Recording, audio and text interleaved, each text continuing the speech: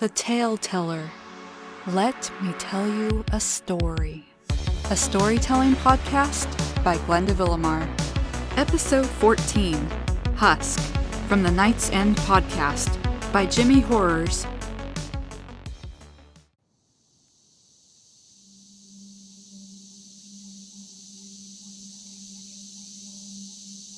It's the waiting that gets to me the most. Precious moments wasted in a time most crucial. It's dusk and the valley is red. Dark storm clouds form overhead. The sound of cicadas invades the air and the shrill sound swells as they all click in the evening. The sound reminds me of moments before sleep. A low ringing that closes in my head, which could be the sound of silence slowly driving me mad, or just tinnitus. The sound becomes at times intolerable, like a mosquito in the night. Forever there, forever feasting. The sky grows darker and the cicadas settle into a rhythm. The sound comparable to a house party that goes on too long, and the neighbourhood ripples with annoyance. Each passing moment my anxiety kicks me in the guts, which further adds to the unease of my predicament. The sun finally drops and the red turns to grey and grey turns to black. Turning the key in the ignition, the car roars to life. The brake lights illuminate the rear area of the car. I look in the rearview mirror, and through the scarlet light I take one last look at the dirt, dense scrub and low-hanging trees. The disturbed area no longer a part of nature, but added to the list of spaces that humanity has managed to ruin. The cicadas give a moment of respite as the high beams click and buzz to life. The car jerks forward slightly as I slide the stick into drive. The lights paving the way forward along the dirt road. The car trundles along, dipping into potholes, causing the plastic of the dash to creak and pop. Julie's wedding ring bounces off the centre console and onto my lap, and I move it into the drink holder. It would have been lost right now if I hadn't gone and found it after she threw it into the brush earlier today. She was such a juvenile sometimes. I did apologise for slapping her, after all. I reach the highway after a couple of minutes and look left and right.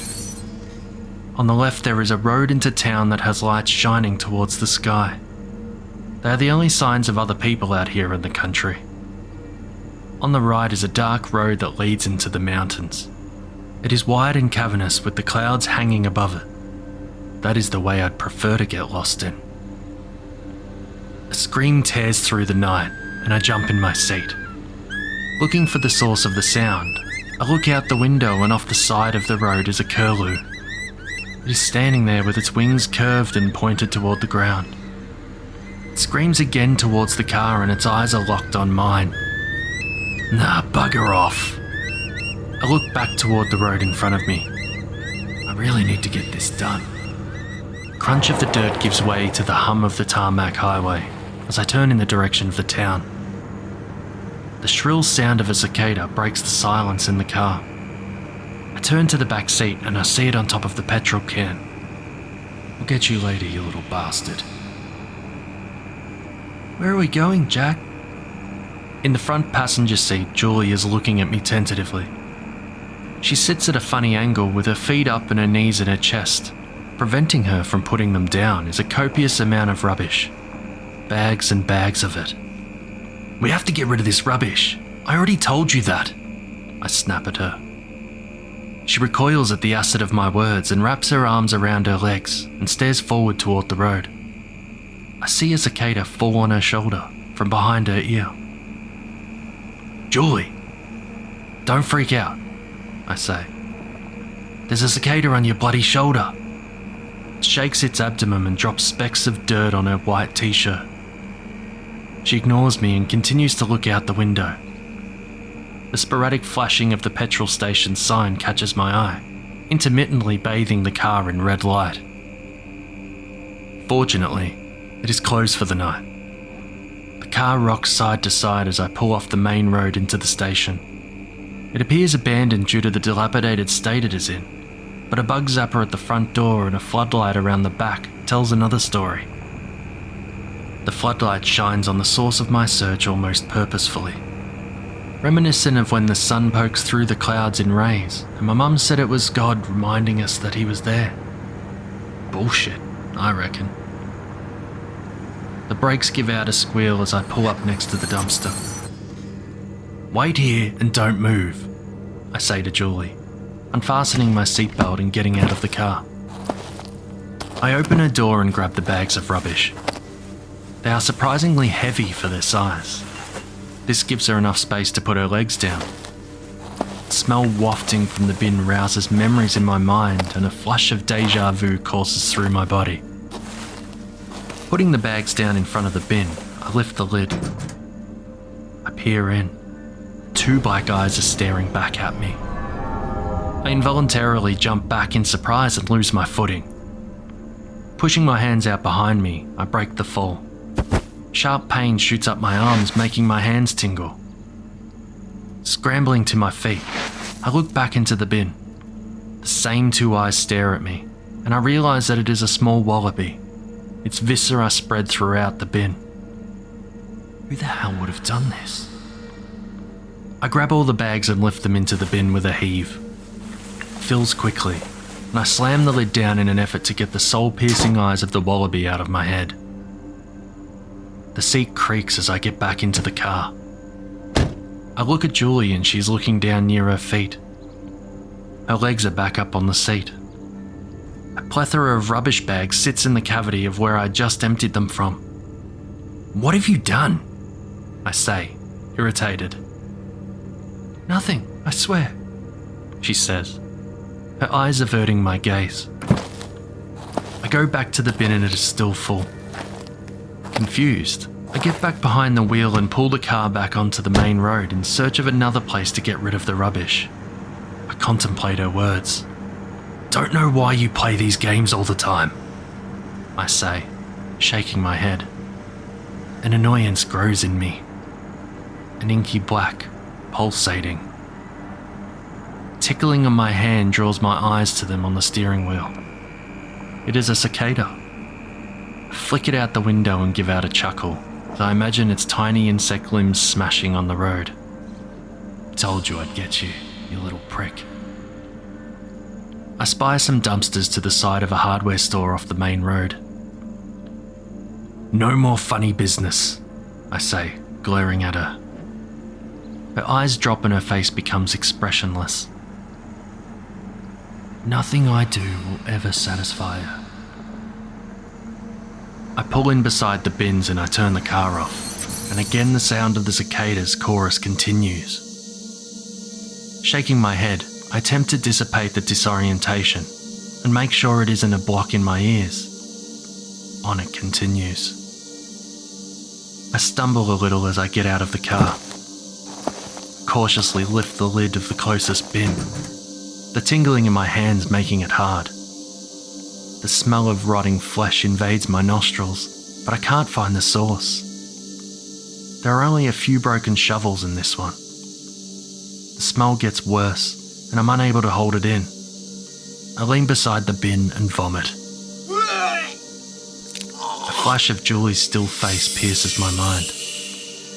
Cicadas crawling on the ground get covered in my sickness, and they do their best to disperse and move away.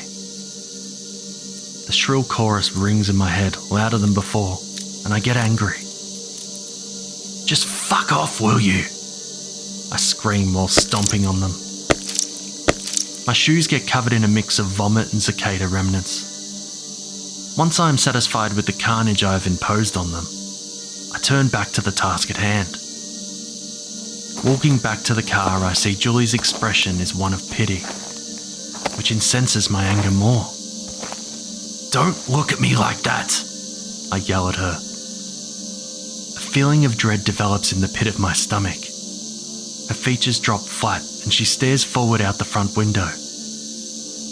I wrench open her door while letting out a sigh, and again I empty out the bags of rubbish. these ones are far heavier than the last. Surprisingly, they don't break as I transport them to the bin. With the car emptied again, I close the bin lid and get back into the driver's seat. Turning in my seat to look at Julie, I can see that she is gone. And in her place are bags of rubbish. Looking around the car, I see that there is even more than last time. I cry out in frustration and punch the steering wheel. I can barely feel it with the tingling in my hands. "Where are you, you bitch?" I scream. I look down at my hands and they are covered with splinters and bleeding from pop blisters. I see movement out of the corner of my eye. The bags are moving. I look in the rear view and see Julie's face. Pale white, her eyes glossed over. She opens her mouth to speak and cicadas come pouring out of it. The bags break open and a thick layer of dirt bursts forth and starts to fill the car. Slowly, it starts to move and I see worms, cicadas and spiders wriggling through it. How can I get away? My hand fumbles for the ignition. Eventually it finds the keys and starts the car. I race out of town and open the windows. The wind picks up the dirt and insects and it pours out of the car. Looming trees flash by.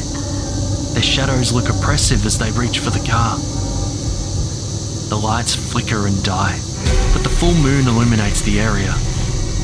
The road changes to gravel and it crunches under the tyres of the car. The speedo reads 140, but still doesn't feel fast enough to escape. I push harder on the accelerator and cicadas continue to pour out of Julie's mouth and out the windows. The sound of them so loud now that all other sounds are lost. My hands bubble on the steering wheel and cicadas break out of my skin. The tingling stops. Unable to take the noise anymore, I slam my foot on the brake. Dust flows through the car and its acidic taste is on my lips. It crackles like popping candy between my teeth and causes a memory to flash in my mind. I see Julie's half-exposed body in the dirt, at the bottom of a large hole in the ground. Her eyes stare blankly at the stars.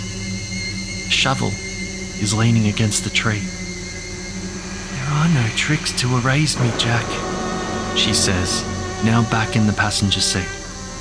I reach into the back seat and fumble for the petrol can. The dirt now gone and is replaced with Julie's clothes. I grab the handle of the can and pull it into the front seat. I open the lid with ease in the absence of the tingling. I pour the petrol over myself, the cicadas, and the bags that are full of Julie's belongings. I give a hoarse cough as the fumes enter my throat. My lungs burn. It goes completely silent. I look around, and on the dash sits a cicada Husk. "I'm so sorry," I say, looking back into her eyes as a sob catches in my throat. I flip the lid on my Zippo and stroke her face with my other hand. Her neck has a purple ring around it. I flick the wheel on the flint, and the lighter sparks.